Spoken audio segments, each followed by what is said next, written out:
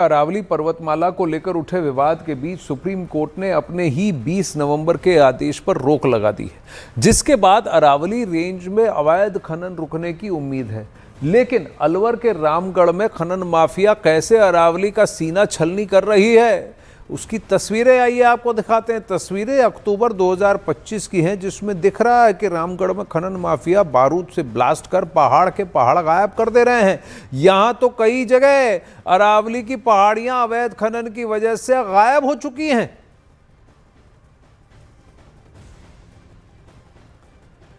अरावली का सीना चीरते हुए ये तस्वीरें हैं। जेसीबी और बारूद, इसका प्रयोग खुलेआम किया जा रहा है। नीचे देखिए इन तस्वीरों में कितनी सारी ट्रकें वहां लगी हैं, ब्लास्ट कराए जा रहे हैं और पहाड़ के पहाड़ खत्म कर दिए जा रहे हैं।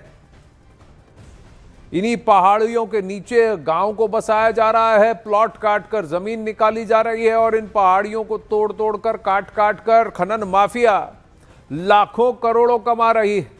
550 किलोमीटर तक फैला ये अरावली रेंज, और इसी की वजह से इस पूरे इलाके में पानी आता है, वर्षा होती है, जल का संचय होता है और ये सब कुछ धीरे धीरे धीरे समाप्त हो रहा है। और मरुभूमि फैलने से यही अरावली की पहाड़ियां रोकती हैं और इन पहाड़ियों को साल दर साल समाप्त कर मरुभूमि को फैलाने का काम ये खनन माफिया भी कर रही है।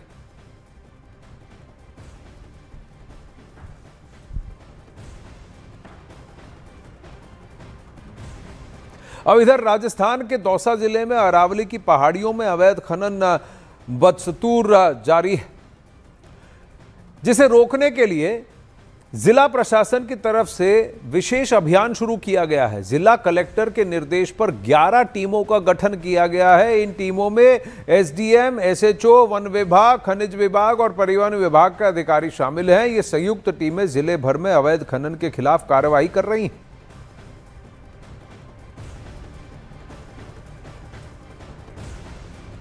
90% अरावली के पहाड़ संरक्षण के बाहर हैं। 670 किलोमीटर की ये पर्वतमाला है। ये अगर अलग स्पेशल टीम बनी है, ये सारे अधिकारी अब तक क्या कर रहे थे, ये भी तो प्रश्न उठता है।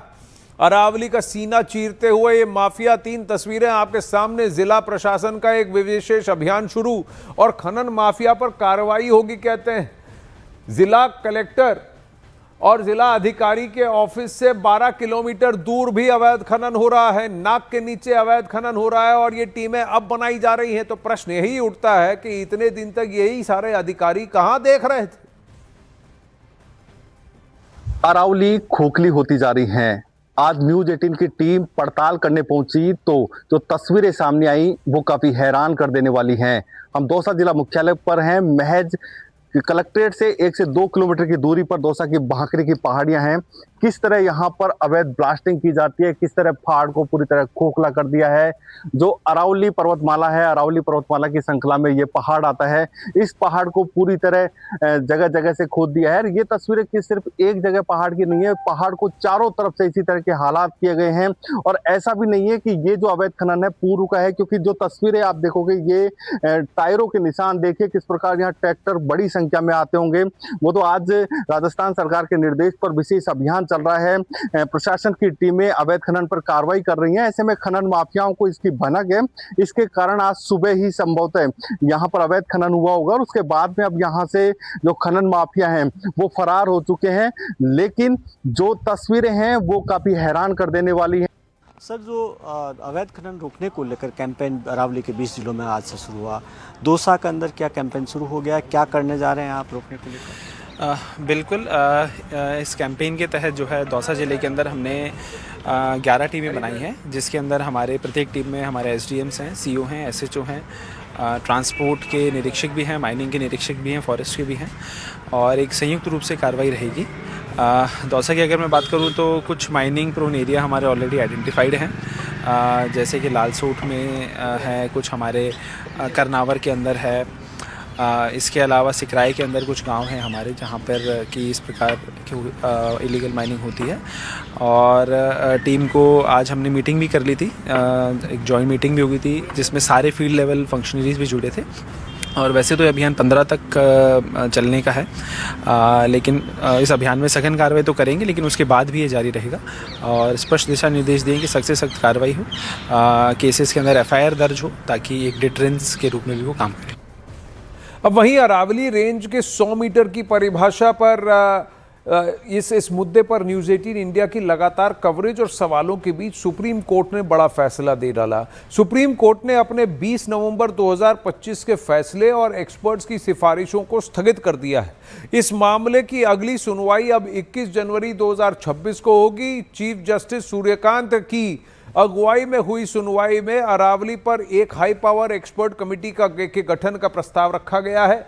साथ ही अरावली रेंज वाले राज्य दिल्ली, हरियाणा, राजस्थान समेत अन्य राज्य सरकारों और केंद्र सरकार को नोटिस जारी कर जवाब भी मांगा गया है। सुप्रीम कोर्ट ने कहा है कि अरावली के मुद्दे पर पहले की एक्सपर्ट रिपोर्ट की समीक्षा आवश्यकता की जरूरी है। इसके लिए एक हाई पावर एक्सपर्ट कमेटी का गठन होना भी जरूरी है। सुनील जी, इस टाइम पे अरावली के ऊपर बड़ा एक जजमेंट के ऊपर स्टे आया है। आपको क्या लगता है कि आगे इस जजमेंट के थ्रू कितना फायदा होगा और क्या जो मांगे थी वो अब संपूर्ण होती दिख रही हैं? देखो, मेरा तो पहले से ये मानना था कि लोकतंत्र में मतलब इतना कभी कभी कुछ चीज़ें हो जाती हैं, पर जो सिस्टम है खासकर कोर्ट जैसे संस्थाओं से, तो ये उम्मीद तो थी कि एकदम मतलब ब्लाइंड चौपट एक तरफा जो है फैसला जनता के ऊपर नहीं थोपा जाएगा। और कहीं ना कहीं माननीय सर्वोच्च न्यायालय ने जो हमारा जो लोकतंत्र है उसमें अपनी रिस्पॉन्सिबिलिटी को समझते हुए जो सो कॉज नोटिस लेकर के इस मामले की सुनवाई की है और अभी जो ये एक तरफा जो फैसला था उस पर रोक लगाई है, तो ये एक उम्मीद भी पैदा करता है और कहीं ना कहीं आम जनमानस का लोकतंत्र में विश्वास भी जगाने का काम करता है। अब वहीं केंद्रीय पर्यावरण मंत्री भूपेंद्र यादव ने भी सुप्रीम कोर्ट के इस फैसले का स्वागत किया है। उन्होंने सोशल मीडिया एक्स पर लिखा कि मैं सुप्रीम कोर्ट के उन निर्देशों का स्वागत करता हूं जिसमें अरावली पर्वतमाला से संबंधित उसके आदेश पर रोक लगाई गई है और मुद्दों का अध्ययन करने के लिए एक नई समिति का गठन किया गया है। हम अरावली पर्वतमाला के संरक्षण और पुनर्स्थापन में MOEFCC से मांगी गई हर संभव मदद देने का और करने के लिए प्रतिबद्ध हैं। वर्तमान स्थिति के अनुसार नए खनन पट्टों या पुराने खनन पट्टों के नवीनीकरण के संबंध में खनन पर पूर्ण प्रबंध लागू रहेगा।